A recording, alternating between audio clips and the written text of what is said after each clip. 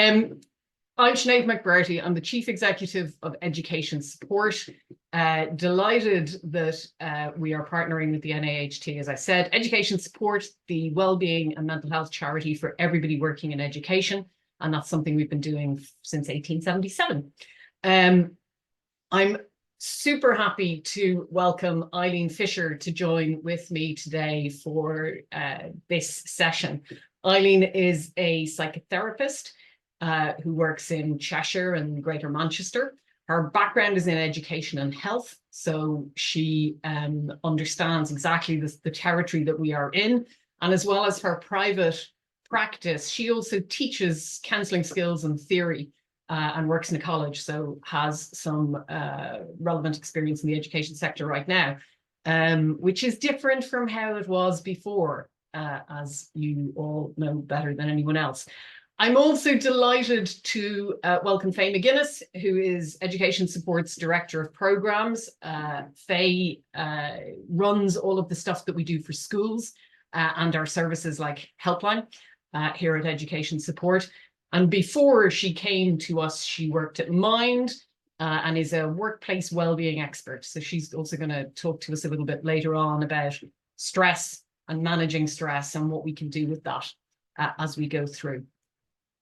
So let me begin then by just saying, I guess, a couple of bits. One is you hopefully, I think, will have seen a message letting you know that this session is being recorded. I want to be really clear that when we go into breakout rooms, those breakout rooms will not be recorded. There's nothing in those rooms that will record any of the conversations. So you can speak freely there when you get there. You can speak freely here too, but I just want people to be assured of their anonymity in those breakout rooms. And I also want to welcome you to ask questions. So as we go through this session, if there are particular things that occur to you, if there are points where you think, I wonder how and I wonder if, and it would be great if they could, please use the chat or the Q&A function to share your thoughts or ask a question, and we can use that to shape part of how this session goes. Basically, this is for you. It's a relatively small group, so we can afford to turn our attention to the questions that are of most interest to you. So please do that and let us help us know what we can do to best support you in this session. Right, that's quite a lot of blather to begin, but I think we've still a couple of colleagues still joining. They will be very upset that they missed the housekeeping, but there you go. They're just going to have to live with that. And it'll just be the stuff of legend. I'm going to begin by saying a little bit about the current context of leadership. And let me be clear, I'm not deciding to share this insight because I think you don't know, because if anybody knows about the current context for leadership, it is in fact the people in this room. But the reason I'm going to bother saying anything at all about it and telling you anything at all about what you know so well is sometimes we find that people think that what they are experiencing is unique to them, and that how they're experiencing the job, the stuff that's going on for them in their professional life, that is not necessarily shared. And so I just want to be really clear. We do quite a significant amount of research ongoingly. I was sat in hosting a focus group last week, talking to school leaders about their experience of Ofsted. That's not unusual for us to be in regular communication with the profession about how the stuff of the job impacts positively and negatively on people's mental health and well-being.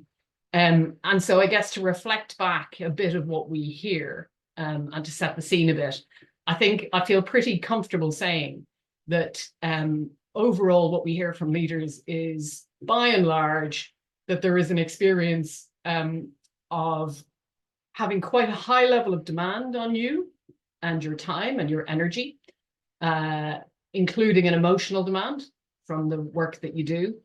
And for some, not all, a relatively low sense of control over that, whether that's because the stuff that comes up day to day is so unpredictable in school, whether it's because there are outside stakeholders that can have such a significant impact on your world, and you don't always feel like you've got much control around that. But the experience of being a school leader is I think often held in that way.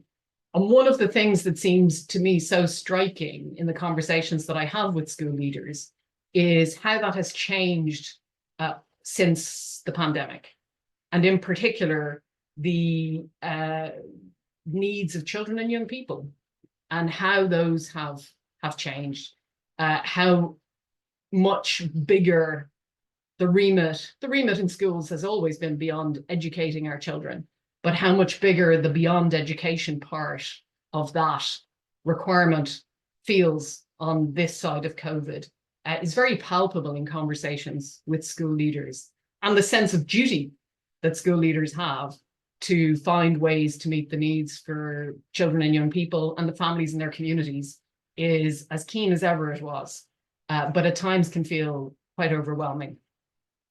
And I think part of what we will talk about today, of course, we're focused on moments of acute stress in the form, for example, of around inspection. But some of the things that we talk about today, I hope, can help with how we frame the job overall right now.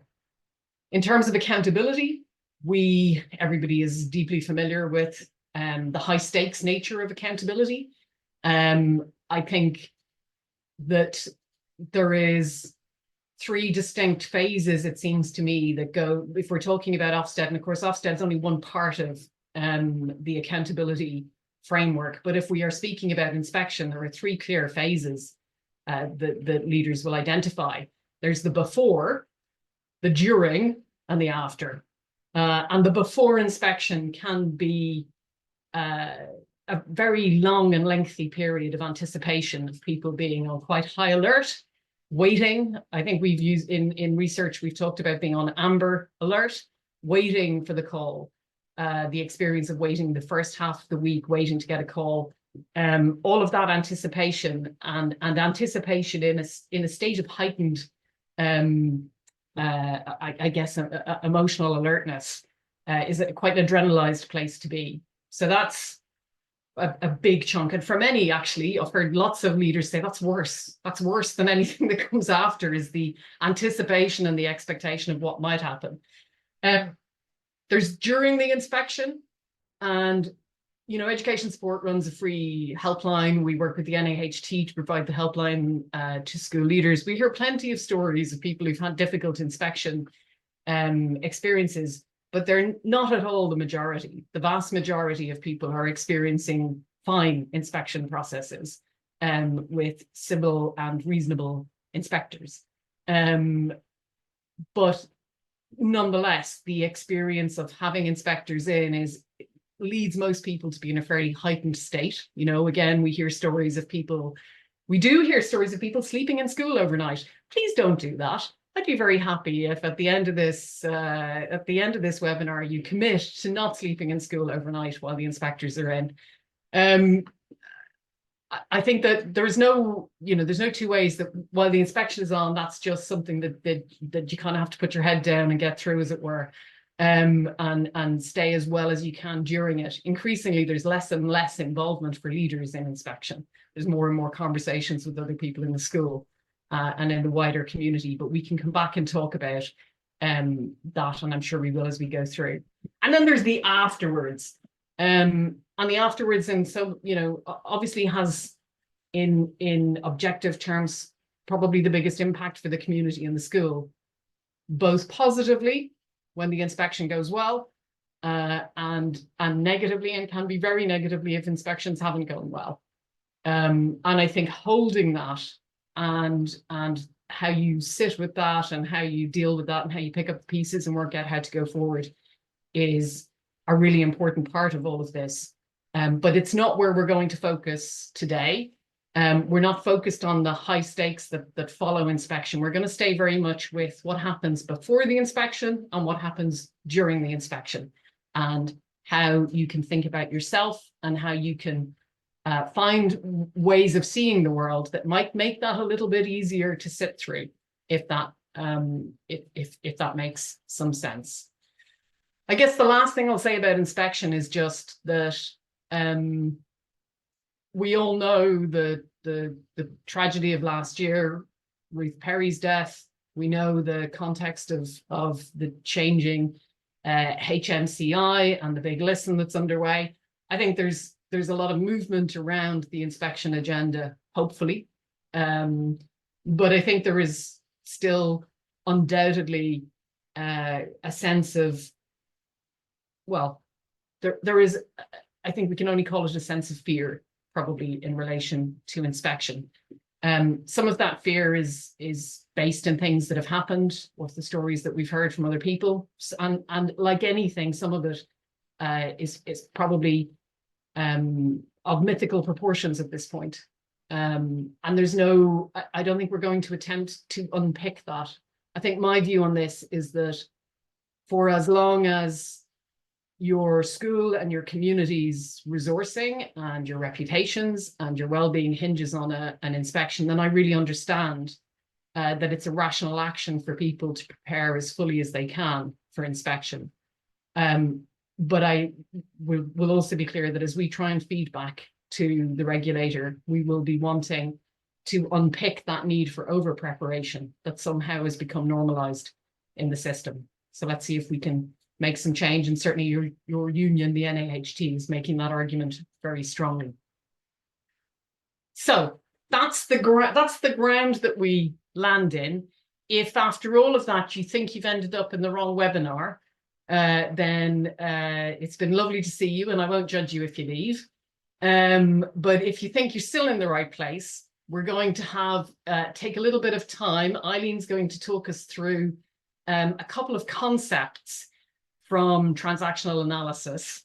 And we are going to use these not as something that you have to learn or hold, but we're basically going to use these as opportunities to think about the world differently. So these models are lenses for us to think about ourselves and our impact on others that we're working with, particularly in times of high stress. So hold them lightly. Nobody's expecting you to take these away and draw them up and put them in front of your, on the front of your computer and forevermore operate from this knowledge and insight. But Eileen, over to you.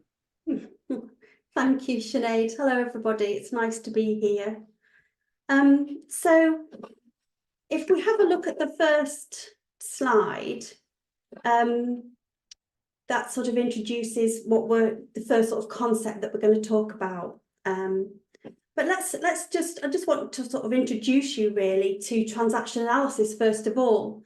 So TA is, I'm going to be calling it TA from now on. It's a psychotherapeutic approach, and it delves into personality theories and communication models and also child development. So it's a theory of personality, and it gives us a way to sort of a structured approach really to how we can grow and change. And it was developed by a Canadian called Eric Berne in the early 1950s.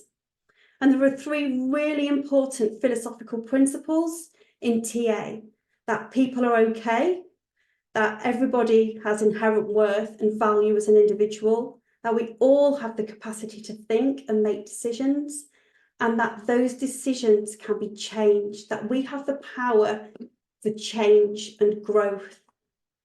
So let's begin then by talking about our first piece of theory, ego states. It's one of my favourite pieces of theory.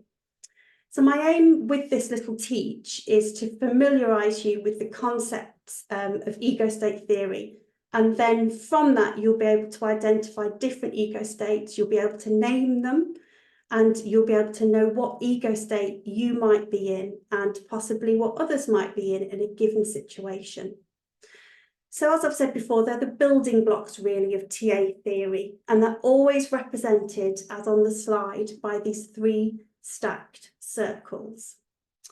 So Berne defined ego states as a coherent system of thought and feeling that's then manifested by a corresponding pattern of behaviour. I think at this point it's really important to understand that ego states aren't you know, they're not a thing. You know, we've got these 3 classic circles, which you might have seen before, but we're not walking around with these circles inside, they're not in our heads. It's just a really good way to describe this group of connected thoughts and feelings and behaviours, and they're always visually represented this way to help us understand it. So it's a really effective way to understand what's going on inside ourselves and what's going on inside other people. So it can give us an idea really of, well, how come our mood, our ways of thinking and behaviour, and even the way that we relate to people can shift really quite quickly in the space of, you know, an hour or in a day. And it gives us a way of explaining why we react in certain ways to different situations, and also why we hold on to certain ways of being that deep down we know are completely irrational. And it gives us a way, sort of like a way to hook some understanding onto that internal dialogue that we have within ourselves. So just as you listen to me now, a little tiny bit of reflection as we sit here all together. Just reflect on the past 24 hours of this week, or moments in this week, where you possibly felt and acted as you did when you were a child. Did you maybe stamp your feet or have a tantrum? Or were there times possibly when you thought to yourself, oh gosh, I just sound like my mum or my dad or my grandparents, for example? And then when were the occasions when you responded really directly in your here and now?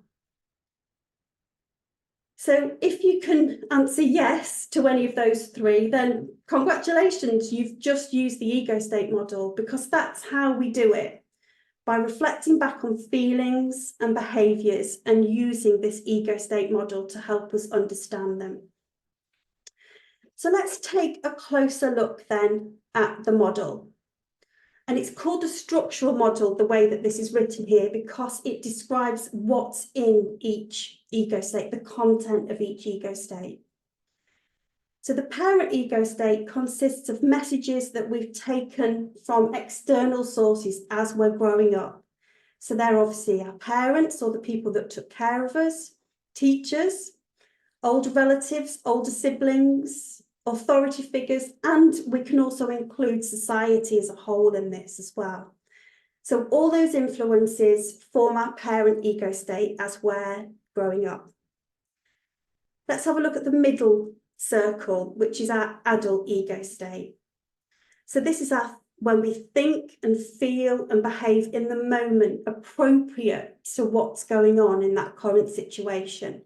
So that means that our behaviours, our thoughts and our feelings are in a direct response to what's going on in the here and now. So we could describe that as being factual, analytical, open-minded, based in reality. It's our common sense approach. And it also, the adult ego state contains all that accumulated wisdom that we've collected as we've, you know, had lots of different experiences in life and all the things that we've learned. And last but not least, our child ego state. So when we think, feel and behave in ways that are repetitions of past, usually childhood experiences, we describe that as being in our child ego state. So that means we're thinking, feeling and behaving as we would have done in childhood. So it's quite important here that it's not the same as being childish. It just means that when we are in child ego state, we've regressed temporarily to being the child that we used to be. So just to sort of sum that up really, before Sinead and I have a bit of discussion around this, the model of ego states can be really useful if you want to understand your own behaviour and the behaviour of others, and also to find out what's happening when you interact. Just sort of that curiosity, bringing that curiosity really of, well, what's going on here? What ego state am I in right now? And why might that be? So that's the sort of concludes a little teach on ego states, and we're going to extend that further and have another look at a different piece of theory to sort of to bring ego states into that in a few minutes. Eileen, I know we're going to go to this next piece of theories on the drama triangle, which is I think very interesting for the work that we're doing. But just staying with the ego states for a moment.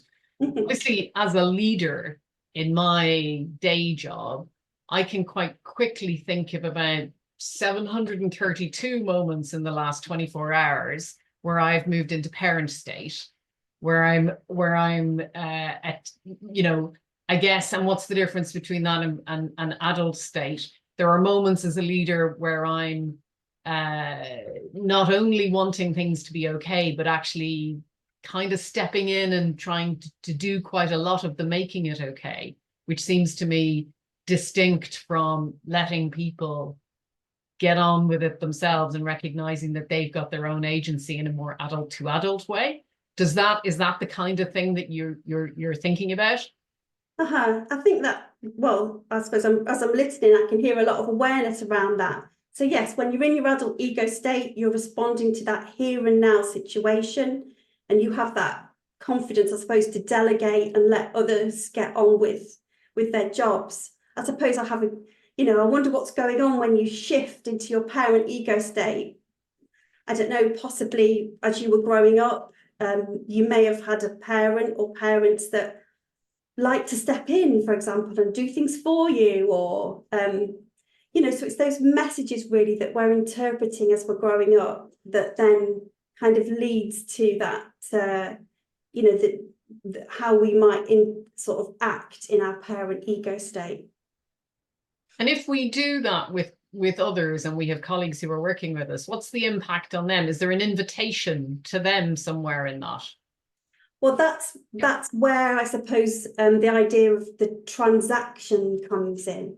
So if you are acting as a leader in your parent ego state, it invites the other who you're interacting with to not be in their adult, that they will probably shift to their child ego state, to either in some adapted way to either conform or rebel with your sort of requests or demands that you're making upon them. So yes, if you have a shift in ego state and you're interacting with another, it's highly likely that they have shifted from adult into parent or child. And if we are thinking about that, obviously this stuff has relevance for everybody, or we could, you know, choose to engage with it or not.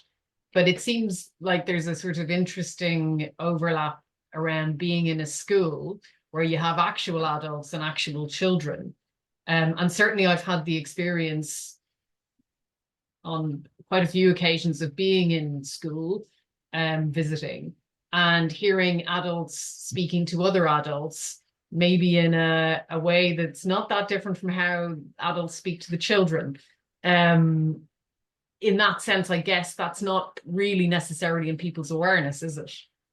That's right. So yeah, a lot of this is out of awareness. It's not until you sort of take a moment, step back and reflect and wonder, well, yeah, what ego state am I in right now? What's going on and why might that be? You know, so it just takes, I suppose, some self-reflection and some self-awareness, really. But it's I think ego state's a really helpful way of gaining some understanding about, you know, what's going on within us and how we're interacting with others. And if I was to use this or be able to take this away and find a kind of practical application for it, is that really me thinking about, if I have an interaction and it doesn't feel great, is it for me to then pause and just think, am I bringing something to this that's maybe, you know, not the most helpful? Am I actually being kind of operating from a real adult to another adult mode. Yeah. There's a nice little piece that I've taken from a book called TA Today that might just give, you know, a good example of this, if you'd like me to read it. So let's call her Jane, okay? So Jane's driving a car along a busy road. So she's in her adult, she's in her here and now. She's observing the traffic, she's reading the road signs, she's doing a mirror signal manoeuvres. So another driver overtakes in a risky manoeuvre, and Jane purses her lips in disapproval and tuts and says things like to herself, drivers like that shouldn't be on the road. And at this time, she has moved into her parent ego state. Well, why? Why am I saying that? It's because if we look back into her childhood, it's because when she was little, she often sat beside her dad as he drove the car, and he would disapprove of other drivers in this way. So she's taken on, you know, that behaviour as of her father and incorporated that into a parent ego state and had that sort of little comment to herself. So a minute or two later, she pulls off the road at her office and then looks at her watch and realises she's late for an important meeting. Her heart sinks, she feels panic-stricken, and that means that that time she's shifted into her ego state. And that's because she's contacted memories of arriving late at school and feeling scared of the punishment she might get as a result. So her feeling of panic, those feelings are in response to the memories, not about the here and now. However, after a minute or two, she gives herself a moment and then thinks to herself, hang on a minute, my boss is a reasonable woman. She'll understand why I'm late. And there we go. There's the shift back to adult. That's quite a nice way of just explaining those sort of almost like minute by minute shifts of ego state. And I suppose, you know, that's obviously her on her own, but also, you know, you can notice them in interaction with another as well. I guess sometimes we will, not sometimes, we will all be making shifts around in and between and betwixt based on different stimuli, but we won't necessarily have awareness of it. And I suppose part of what the suggestion here is that if we can have a bit of awareness, that may be helpful when we catch ourselves moving into a place that's maybe less constructive for the business that we're engaged in at that point in time. Yeah, that's a really key word, isn't it? Yeah. Is it constructive? And it's probably not constructive if you're shifting out of adult, particularly in these sort of very stressful situations before and during, after inspection. Well, listen, would you do a little bit on the drama triangle then? Because that's quite an interesting one and I think has a huge amount of relevance for the inspection relationship. Sure. Okay. So the drama triangle is, well, it's a social model really of communication. Okay, and it was developed by an American psychiatrist called Stephen Cartman, and he studied under Eric Berne. Well, what can it offer us then in relation to what we're looking at today? So it offers an explanation of how sometimes we can subconsciously take on roles that may not be helpful to ourselves, and they may not be helpful for others either. So it's a way of describing those recurring patterns that we get into with others, both in our personal lives and in our work lives as well. Eric Berne called these patterns games, and the drama triangle gives us a way to make these patterns or games visible to us. It's a really sort of simple way. So as you can see, it's represented by a triangle, hence the name. And each corner of the triangle represents a role that a person might take on. And those three roles point to, well, it's ineffective behaviour, basically, that in turn maintains that negative situation. So they're the victim, the rescuer and the persecutor. So although a person may favour a particular role, that's a bit of a loaded word. It just means the one that will sort of most likely go into according to what's gone on in our childhood. So we might start in one role, but on the drama triangle, you can switch between the different roles. But helpful in this case is you can use the drama triangle to help explore frustrating or difficult situations where you feel like you're going round in circles and you're just not getting anywhere. So you might be asking, well, what's going wrong and what's the cause of it? What am I doing and why am I doing it? And what's the other person doing and what effect does that have on me? And what we need to remember about this is it's out of awareness. It's subconscious until it isn't, until we begin to question what's going on here. So let's take each of the roles and unpick it a little bit. So the role of the persecutor then. The persecutor's position can be summed up in inverted, sort of in little quotes. It's all your fault. So the persecutor can have quite an embittered, accusing and vindictive attitude. So a persecutor is likely to blame others for events that occur, and that will give them some relief, but only in the short term. So they view others usually as one down and not okay. So if we look at the role of the rescuer then, on the right-hand side of the triangle, the rescuer position can be summed up as, I can help you, please let me do it. And so they also see others as not being okay and one down. And rescuers will experience guilt if they don't come to the rescue. However, the act of rescuing, in fact, will have a negative effect on the victim, basically, because it keeps the victim dependent and it gives them some permission to fail. So they think, act and feel for others without checking on the other, which means they keep them dependent. So it doesn't bear in mind that it's necessary to have that fair balance in relationship. So there's a real sort of thing about working hard, but eventually at some point or other, it could be a day, a week, months, their help will prove ineffective and often it will end up being resented. So that leads us on to the victim. The role of the victim, or their position, can be summed up as poor me. So they believe that they're one down and that they're not okay. So if the victim has a problem, they're likely to feel helpless, and there'll be a real big discounting of their own power and qualities. So they feel like they're unable to make decisions or to solve problems. And as a result, they'll seek a persecutor to put them down or push them around and to confirm they're not good enough. Or alternatively, they might seek a rescuer to take over and who will confirm that you just can't cope on your own.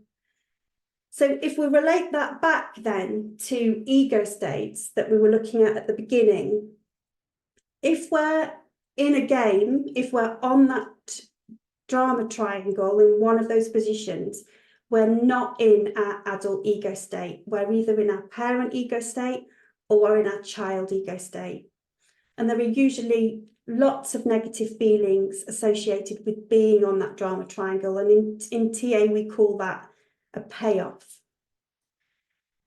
So just to sort of pull this together really before I finish, have to remember it's a dynamic model, this drama triangle. So people rarely stay in one role and you move around the triangle from one role to another. So for example, the victim will seek out a rescuer, but after a while may take on the role of a persecutor if it turns out the rescuer is not able to solve the problem. And then the rescuer might become the victim, as in, like, nothing I do is good enough. And after a while, they might become the persecutor, probably towards themselves, like it's all their own fault.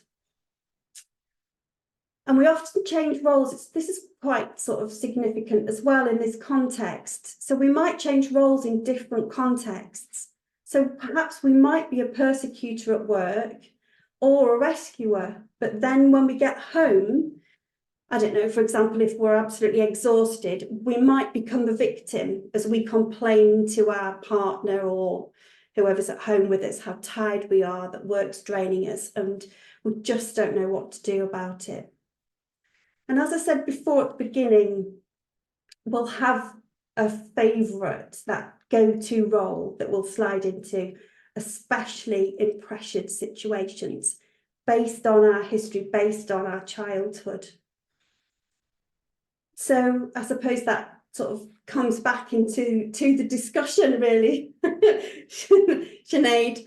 It's just recognising, isn't it? Well, what position, you know, thinking about all of us here this afternoon, what position do we initially take in on that triangle? I think one of the things that I find most interesting about this, Eileen, is that it can help us with patterns of behaviour. And I think, as you say, it's not that we're standing there going, yes, now I think I shall persecute someone, but more that we find ourselves in modes of behaviour, or we find patterns of activity. And if we can reflect on that, we might uncover that actually there are some defaults that we're sliding into that we hadn't realised. So if I think about, and I know people will be very disappointed that I'm not going to share the details of my childhood, and it's very disappointing for everyone in the room, I know. But if in my career, I very, very early on was drawn to project management. Very brilliant job for me, because it's all about fixing stuff and getting stuff done and making it all nice and tidy. And it wasn't a huge surprise that I would end up being a charity chief executive. You know, those patterns of behavior in me which I didn't necessarily realize early on. And you think about, well, when is it helpful to use that? Is that really valuable? And I think what I've learned as a leader is that it can be incredibly helpful to realize when I am operating from some of those patterns, because as you said, if, for example, I'm in a rescuing mode, but I haven't clocked it, it may be that I'm really struggling to hold a boundary.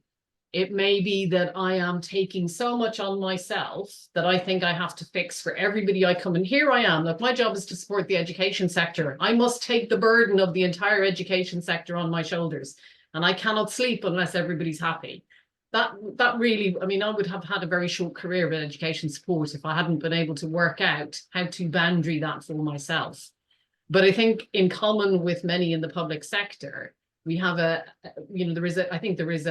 I suspect that across the public sector, there's probably a high density of people who often default to a kind of rescuing, and our sense of needing to fix stuff for other people is quite a big driver in our behavior, which often doesn't have to be a big deal, but there are times when it actually is not good for us to be holding that work in that way.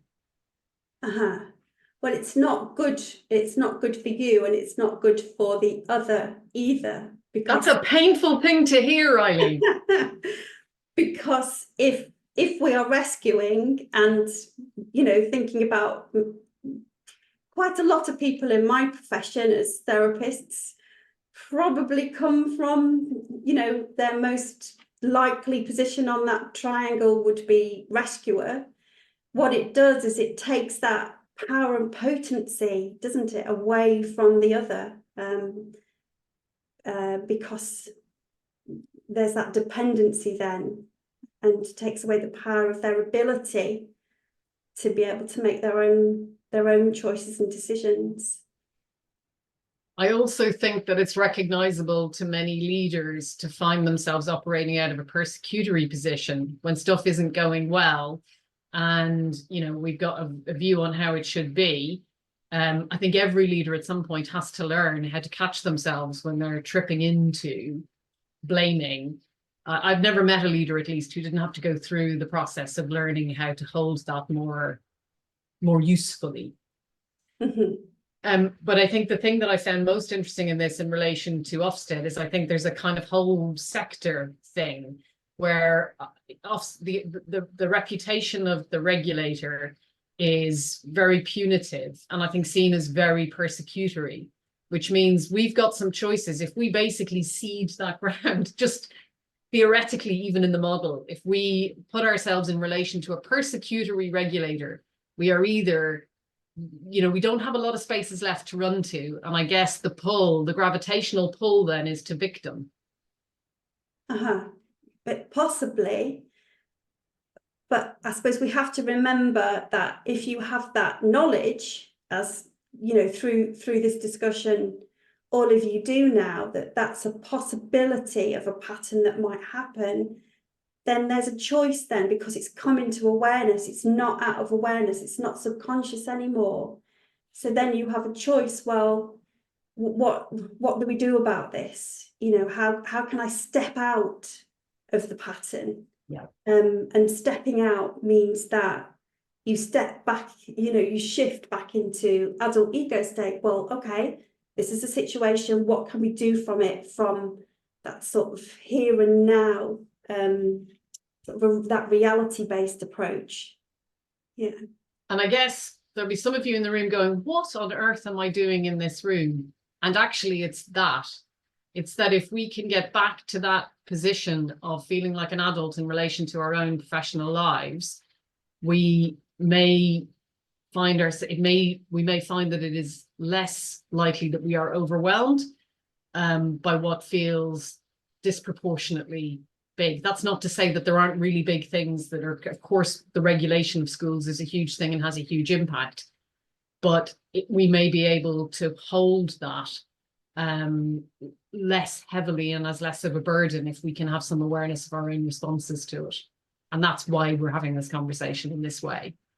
So just, I guess, to give people a little moment then, I'm going to give you a moment to reflect on that. But Faye, why don't I just hand over to you and you crack on with stress and stop me blabbling? Well, there's nothing like starting a section on stress by having to talk and do slides at the same time. So that's my stress level's gone up. But thanks, Sinead. So yeah, we just wanted to take some time really to think about how stress shows up in our bodies.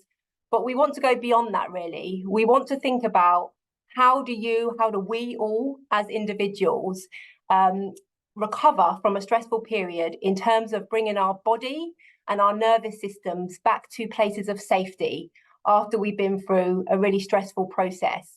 And that stress may have been that you had a really stressful and difficult interaction with a staff member. And so what do you do in that moment to bring your body back to a place of safety? That might be that you've had a particularly stressful day within a week, or it might be, as we're talking about today, thinking about the inspection process, and that being, for many people, quite a highly stressful experience. So what do you do in those big moments to really bring your body back and to regulate your nervous system? How do we get back to that place where we feel calm and we feel rested? So we will talk a bit about how stress shows up, but we want to go beyond that and think about how do we recover from that, because that's a really important piece. And we're going to be talking about that piece in the context of something that we call the stress cycle. And we'll go through each stages of those cycles as we talk through. So I'll start by just sharing my screen. Hopefully you can all see that now. So let's just start with the idea that we all know that in life we have a number of stresses, and they can be personal stresses from our personal life, and they can be stresses from our professional lives. And most of us, are dealing with a number of different stresses, and we're juggling those things. And quite often those stresses are external. They can be real stresses. Sometimes they can be expectations that are put upon us. We know that within education, there'll be things like assessments, inspections, relationships that you're holding, many competing priorities. There might be challenging relationships. But we know that we have a number of stresses that are external to us, and we're managing and dealing with them. And if we think about the experience of inspection, we know that that stressor doesn't just show up at the door when an inspector turns up at the school. That stressor is the build-up, the wait, and the period that happens beyond, before, and even after that inspection actually takes place within the school. So we have a number of stressors. And what we know, not in all cases, but in lots of cases, when we are dealing with a number of different stressors, and we're dealing with those stressors for a prolonged period of time, that our bodies will start to feel a stress response. So stress is different to a stressor, and stress is the embodied response to the stressor or the stressors that we're dealing with. So you would have heard, I'm sure, many times people talk about an activated stress response. So whether that's you go into fight, whether you go into flight, whether you go into freeze. And what we know typically in the education sector, that you don't flight or you don't freeze, but that actually you are in the mode of talking about stress, you are fighting, you are continuing to show up every day to do the brilliant work that you're doing, but your body is having an embodied response, and you are holding that activated stress response. And we know that in those moments, there are lots of chemicals running around your body, and they're all playing their part in your body responding to that stress. But it's really important to remember that stress is really a response system to try and help you escape the stresses that are coming at you. So you're holding all of that stress within your body. And what the stress cycle gets us to understand is that it simply isn't just enough. If we want to get back to a place of safety within our bodies, it really isn't enough for us just to remove a stressor.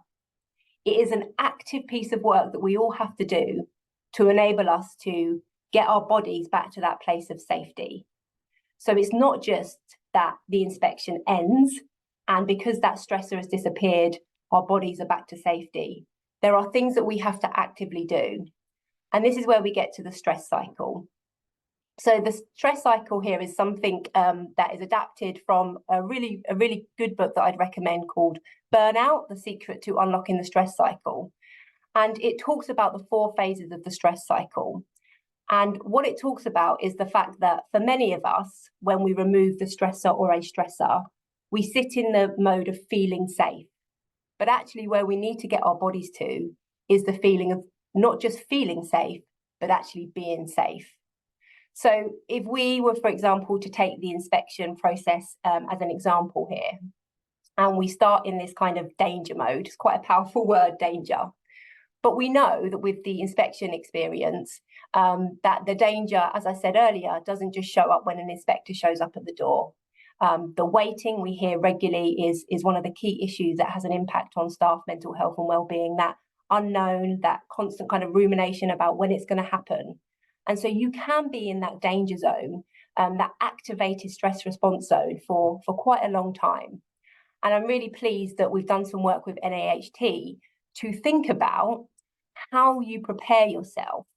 How do you build that healthy culture and a healthy mind to deal with moments of challenge and stress so that you are prepared for those danger zones and those danger moments?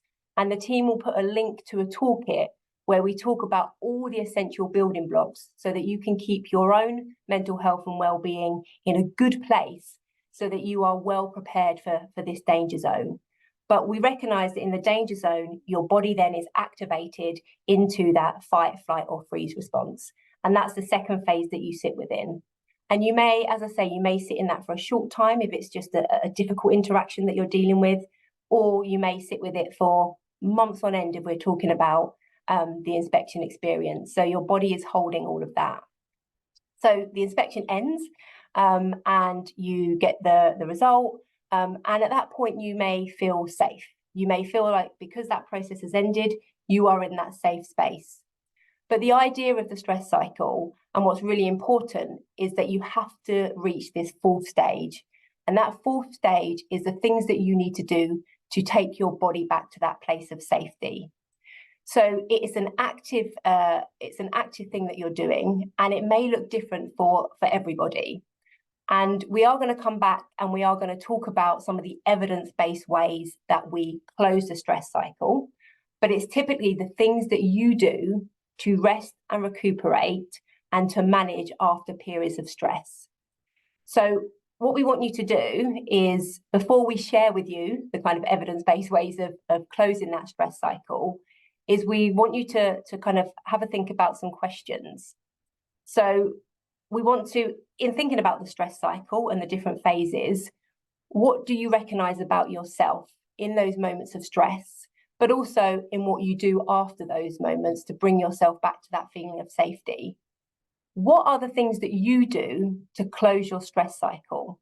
So remember, it's not just about removing the stressor, but how are you getting your body back to that place of safety? So do you do it, and how do you do it? So we want to give everyone about 10 minutes just to have a conversation about that, and then we'll come back. We'll share anything with each other, because it's always a really good opportunity to share how we do close the stress cycle if we do. And then we'll just touch on what the evidence-based strategies are that are within the book as well, which are really helpful. Right then, Faye, back to you, I think. Well, we were going to so we're going to take just a few minutes to have some reflections on what I sort of spoke about from Eileen. And then while we're having those, if anybody wants to share some of the kind of key things that came out of the conversation in the chat, because this is an opportunity to share with your colleagues the things that you might do to close your stress cycle. So share those ideas in the chat as we listen to just a few moments of reflection. And then we'll come back and actually look at the evidence-based ways. So Eileen, I think that puts you on the spot. Just unmute myself. I was thinking about how we could relate this back, right to the beginning of the session about ego states, and thinking about, again, it's that sort of taking a moment, a bit like that, the thinking chair you were just talking about there. It's how can we give ourselves a moment to notice what's going on? And it's in that noticing and the awareness that, again, we are in our adult ego state.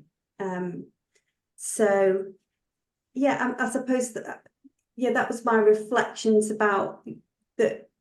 How can we give ourselves time to really notice, well, what is actually going on inside me? What am I noticing? What physiological sensations am I noticing? What feelings am I noticing? What am I doing or I'm about to do? And I think it's all about just, how can you just kindly and compassionately just give yourself a moment, really? And then, what is it that might help support me to shift over, about that? How can I shift from sort of being in that sort of the danger zone, so to speak, to then round to feeling safe, and then to how can I actually be safe? What is it that I can do to support myself? Which, as you've said, Faye, is different for each and every one of us.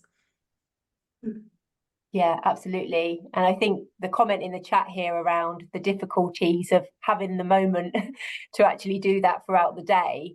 And I think, in sharing some of the evidence-based ways, we can see that some of these are quite simple things. Some of them might actually make you roll your eyes and think, well, they're quite obvious, but they are obvious because they are the things that can work. And I think it is thinking about those moments, those small moments within every day that we can start incorporating them into our routine. And maybe it is about starting small. I think sometimes when we set ourselves goals or we come off webinars like this, we have all these big ideas, but the reality is that we still have the everyday experience that we're experiencing. So what are the small things that you can start to implement?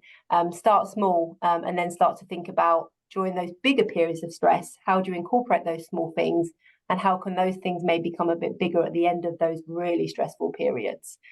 So I'll jump in and share the evidence-based ways. So here they are, 7 of them, and I'm sure in your conversations in your breakout rooms that you could add lots more to this. But you can see here that they are many of the things that we talk about when we talk about building the foundations, the building blocks of good mental health and well-being. So, we have physical activity, we have breathing, and there's a whole section in the toolkit that we've developed around breathing techniques and how you can incorporate those into those really challenging times. Positive social interaction, really, really important, but we hear a lot has been stripped out of the everyday.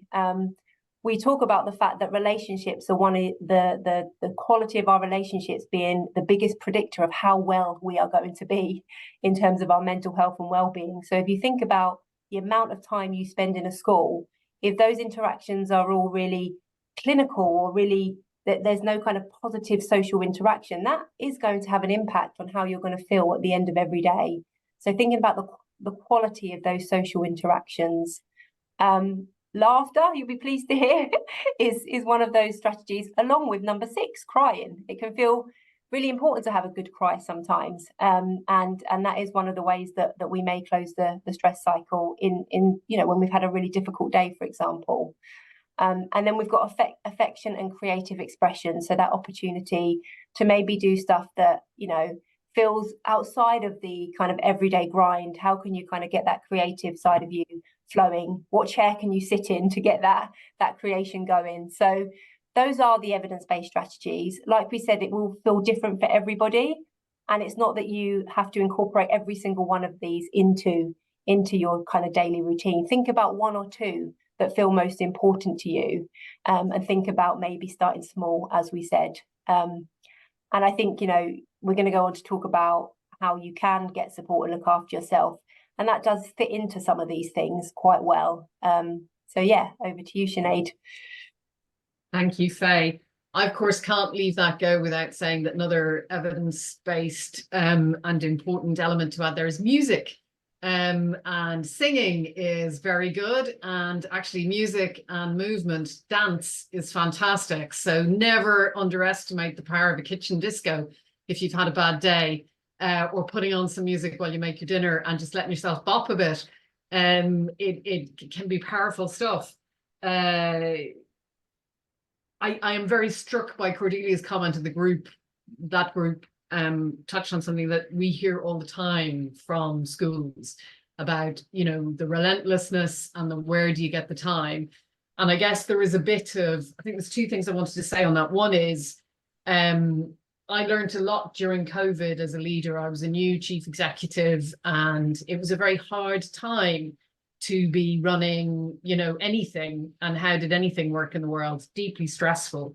And I guess what I eventually got to was recognizing that this was a question of boundaries, and I needed to draw the boundary. I needed to decide that there was a limit to what I could do. And I needed to protect some time, and then I needed to build the muscle and the discipline to sustain that commitment over time. Something that helped me with that was hearing a story someone told, someone who'd worked in the White House with Bill Clinton.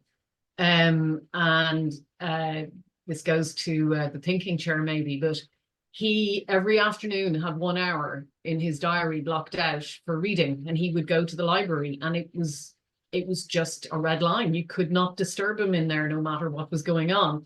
And I kind of had to think, listen, if the President of the United States can block out an hour in his afternoon, surely I can manage to find some time. And it may not feel very comfortable for me to exercise that boundary setting and sustain it, but it clearly is possible. And so that's not to diminish the relentlessness. I think we all see that and recognize it. And there's some conversation there around how that works, but I guess I throw that in. I'm conscious of time. This was like a 2-hour webinar. We've never done that before, and I think lots of colleagues who came on and were leaving said they thought it was an hour, so we've got some learning around that, which we'll take away. But 2 hours is a long time, and I would like to finish a few minutes early. I don't want to keep you here for the whole 2 hours. So I want to just focus on the last bit of what we wanted to say here, which is around reflection.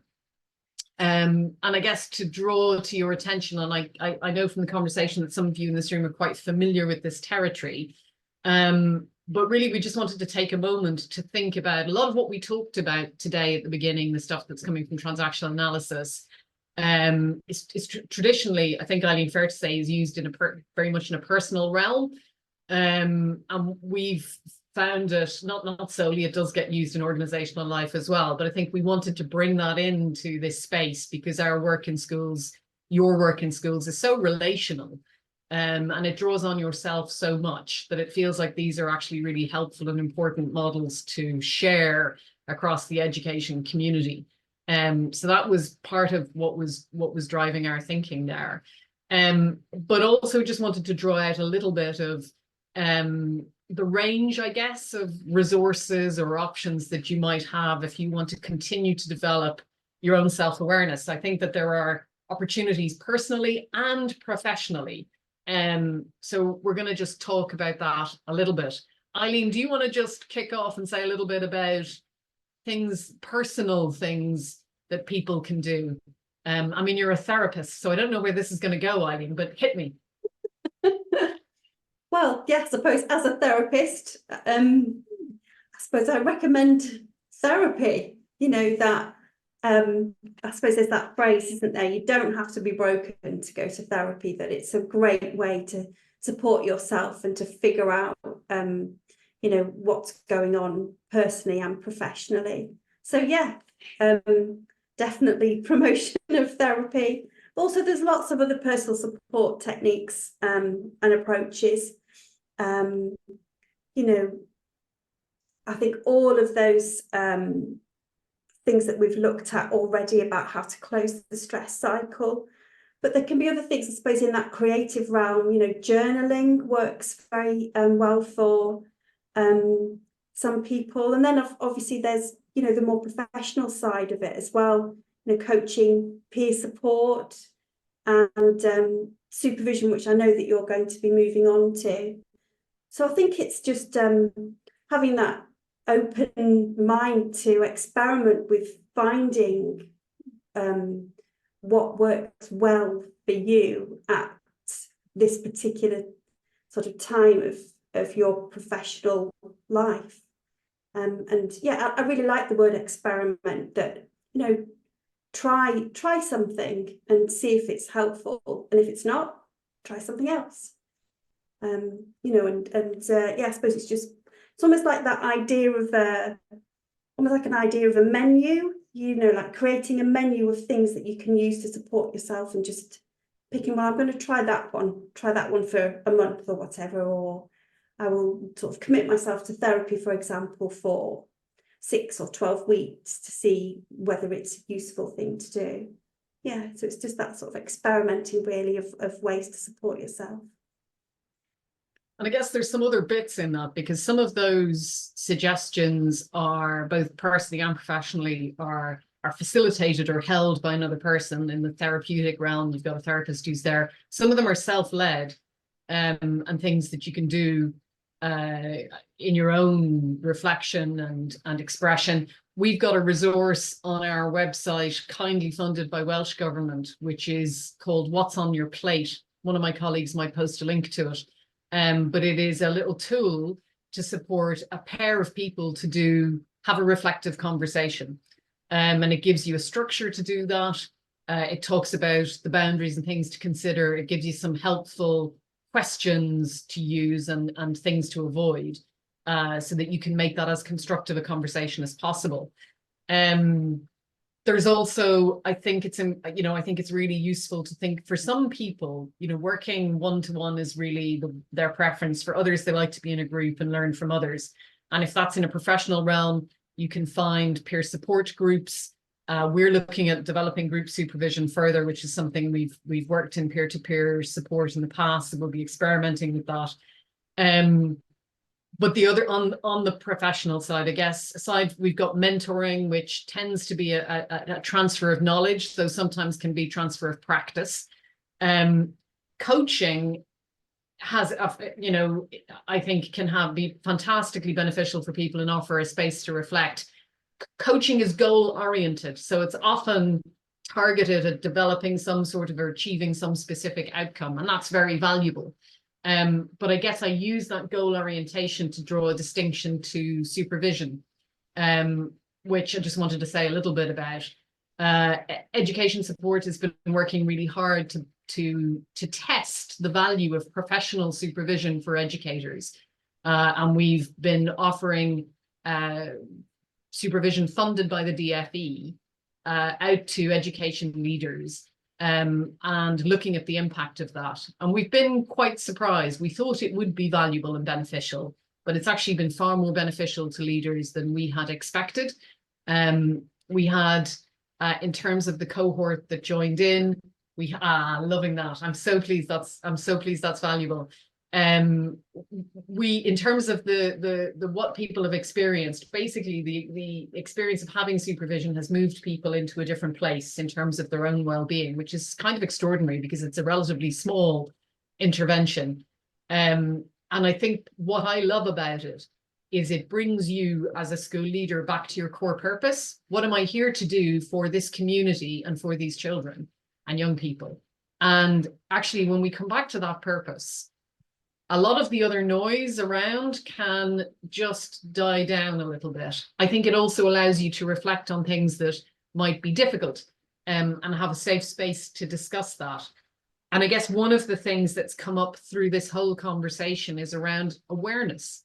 And my take on all of this, and it's because of all the stuff I've read in the academic literature and also because of my own personal experience, is the more that we can build our own awareness of what's happening with ourselves and what's going on between us and others in dynamic, then the better chance we have of being able to deal with that well and make good choices. And I think one of the things that I see in colleagues working in education is it's very easy to become relatively desensitized, not to the kids and not even to colleagues, but to yourself, actually, because you're going at such a pace. You can't always afford to recognize what's happening for you yourself. And ultimately that catches us up, you know. And so my wish for you all is that you, whatever works for you, whether it's journaling or, you know, finding a therapist or going to supervision or finding a coach or whatever floats your boat, that you make some space for reflection so that you can have some more sensitivity to you yourself. And I think in that you put yourself in the most grounded place to manage all the things that life as a school leader throws at you, including inspection. And I think that helps you to hold the anticipation of inspection. And I think it helps you to hold the experience of going through an inspection. And indeed, you know, the consequences thereafter, whatever they are, the good, the bad and the ugly. So I think I would really strongly suggest you check out the supervision if you haven't got another space or anything better. We're giving it away for free, guys, and it's really well reviewed. Like you've just seen a colleague say that. So please do sign up if that's at all of interest to you. I said I didn't want to linger on the end of this call because it's been a long call, longer than we've experimented with in the past, but we also didn't think that we could do justice to some of these concepts if we went at pace. So we thought we'd try that out. I assume that my lovely colleagues are going to ask you for feedback. And if they do, I'd be very grateful if you would give that feedback, whatever it is. Basically, we want to learn from this and be able to offer additional and follow-up work that is useful and helpful to you all. So if you can bear to fill out a survey, I'd be deeply grateful.